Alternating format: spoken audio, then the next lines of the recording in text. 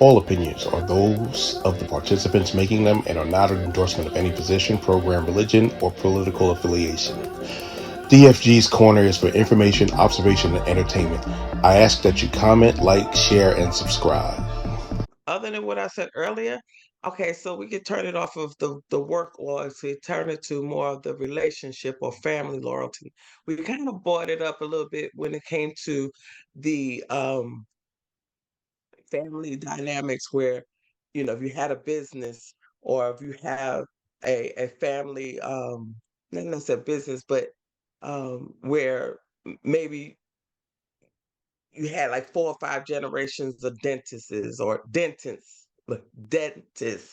or doctors or teachers or lawyers. And then that one generation decided, look, I don't want to follow that. I want to go on my own. Um, those are the type of loyalties you have when it comes to family dynamics. Or are you loyal to your word, just your word, period, of when you talk to somebody or yourself? Are you loyal to yourself, stating that you're going to be truthful to yourself of how you live your life? Sometimes we say we're going to do something and we turn on our own selves, believe it or not. We turn on our own selves when we decide we're not no longer going to do that because we don't want to, or we don't have the patience, or um you know stuff like that. Does anybody have anything when it comes to that situation of family loyalty or the family dynamics? Well, we I do have can personal dynamics of personal we loyalty. yeah, I think we do overall.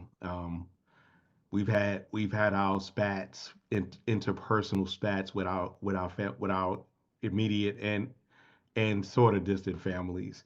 But I want to hear from Summer when it comes to family dynamics, family loyalty. How are you with your children, and how are you with your parents, and does is loyalty important to y'all, to your lineage? Yes. So basically, how we were raised was my mom and dad always stressed that they wanted my brothers and I to be more and do more than they did. They want us to, if they never got a chance to go to college, they would love for the opportunity for us to go to college. So they always wanted us to experience more, to travel more, to do more than they were afforded to. Okay. Now, with the way my father is now, he's retired. He owns 13 acres of land in North Carolina, and he's going to be leaving that legacy behind to us. So, the legacy of land.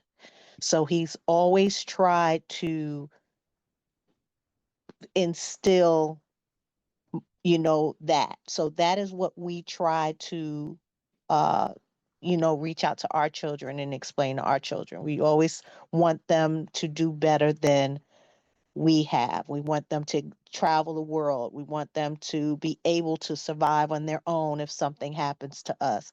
Not necessarily, a business. We just want them, just like you, to have just productive citizens, be able to, thrive in the world and grow and be good people.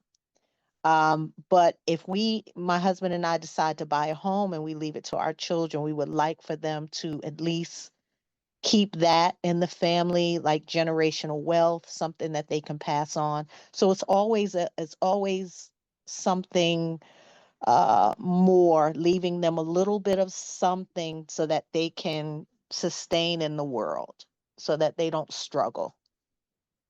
Okay. Okay. That's.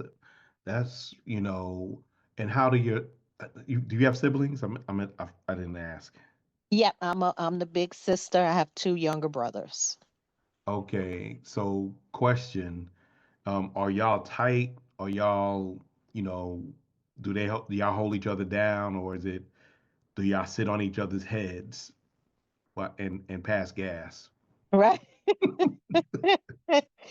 So, I am like the second mom.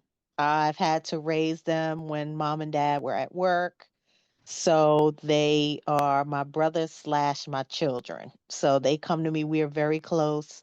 I call my mom and dad almost every day. I'm 40, almost 50 years old with a husband and kids, and I still check in with my parents and see how they're doing and stuff. So we are extremely, extremely tight.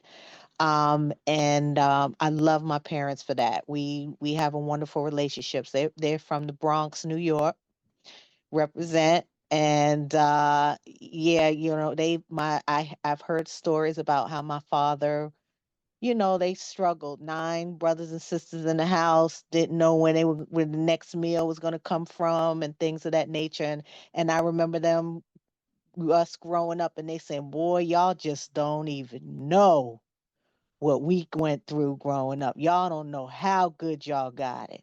And then I find myself saying the same thing to my kids. And I don't know if y'all can relate to this, but that comedy special with Earthquake, oh my goodness. If I told my son to go take that trash out and get that living room clean and help me out, he probably put a suicide note on the dresser because he done fall apart. He can't, that's too much. He's overwhelmed and he need a mental health day and all that. So this is a whole new, and I forgive me, and I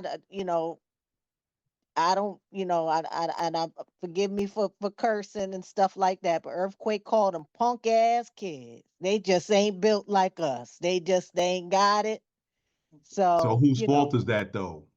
yeah, there you go. Now Yeah. that's another thing I was gonna say, because that's a whole nother discussion. But you want your children to be exposed to a good life. You want I don't know how I can explain it. My father, and I'm just going to say this one last thing. My father raised me. My father set a very high caliber in a man. Okay. And so when I got out into the world and I got out into the dating world, automatically I was like, oh no. You know what I mean? Oh no, no, no, I'm not doing that. He's not nice. He's not kind. He's just, So my father set a real high caliber for me. And so it's, you want to, it's hard. It's tough. It's tough. It's a tough world. But you just day by day, you want the best for them. But I think it's all about, I constantly tell my kids, I sit them down, I said, listen, the whole goal here is, you think I'm being hard on you, you think I'm, all up in your mix and all of that stuff. But if something were to happen to me tomorrow, I have to know that to get up in the morning, to keep your teeth clean, to keep your body clean, to get up and go to work every day, you're on automatic. I did my job. You're gonna make it. You're gonna be all right. And as long as I've did that, then the mission is complete. So I'm not your friend right now. I'm raising you. And as long as you got those fundamentals, we're going to be all right. But that's the goal. So as long as I'm constantly telling them what the goal is, there shouldn't be there's no argument. We're not going back and forth. This is what the mission is. So when I leave here, you're straight. That's a good way to So that's a good way to put it. That's a definitely good way to pull it. Nicole, we just found each other as a family about 2 years ago. One thing I wanted to ask, because you and our great grandfathers were siblings, um, how was loyalty treated on your side of your side of on your side of the family? It's a good question. I think that every, okay, I think we have different family dynamics. And I think really going through ancestry, I'm finding out more about my family as far as the Martins and my grandmother and my great grandmother. I think at the end of the day, I'm going to say that we have a very close family. Um, I know you've been on the call with David before, right? Yes. Okay, so he's very family oriented, extremely. I think he talks to my mom more than I do.